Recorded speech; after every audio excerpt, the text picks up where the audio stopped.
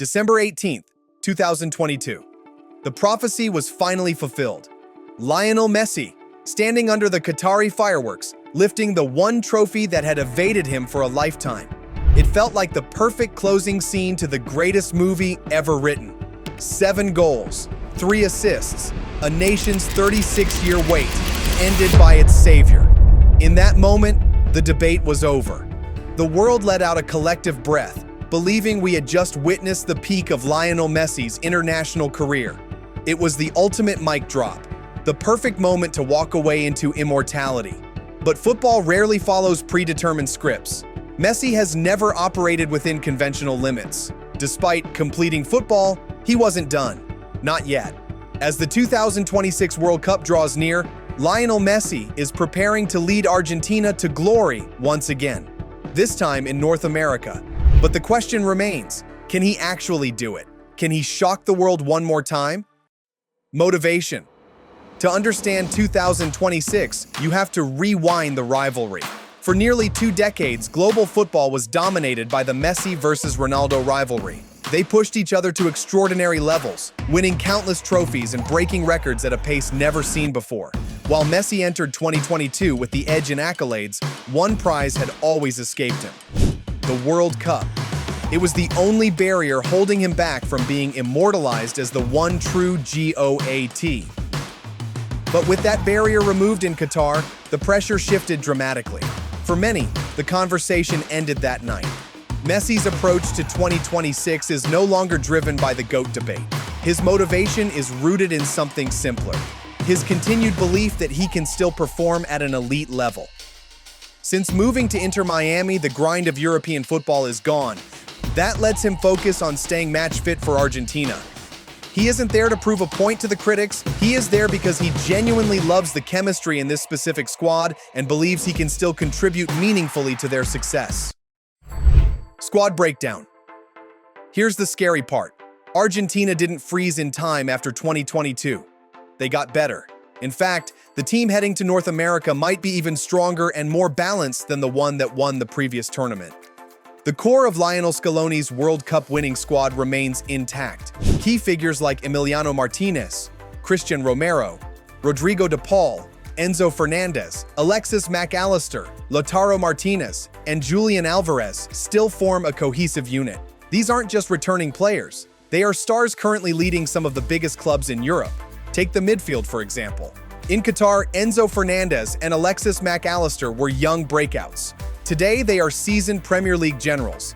Enzo's ability to control the tempo from deep and McAllister's tactical intelligence allow Argentina to dominate possession against almost anyone.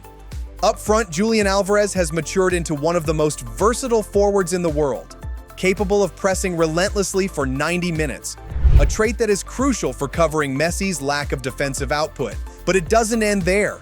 Beyond the core, Argentina's fresh wave of talent is a frightening sight for opponents. Rising stars like Nico Paz, Alejandro Garnacho, Thiago Almada, and Valentin Barco provide extra flair. Garnacho in particular offers a direct, explosive threat down the wing that Argentina lacked in previous years.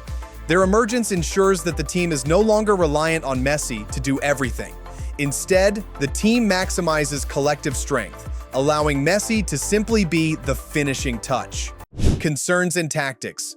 And having that youthful energy around him is non-negotiable, because the Messi we will see in 2026 has fundamentally changed. At 39, his style has shifted entirely away from explosive dribbling or intensive sprinting. We rarely see the 40-yard runs that defined his youth. His influence now comes from vision, creating chances, positioning, and decision-making.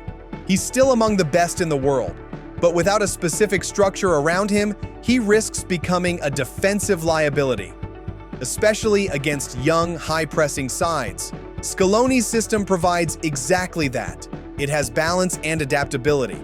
Argentina can deploy various formations: the 4-3-3, the classic 4-4-2, or a 3-at-the-back system, and switch between them mid-game depending on the opponent. The high work rate of the midfield bodyguards, De Paul, McAllister, and Enzo, covers the ground Messi vacates. On top of that, the defense is solidified into one of the meanest in international football.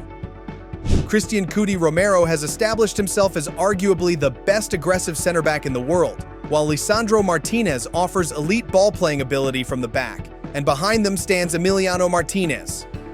Dibu isn't just a shot stopper, he is a psychological weapon.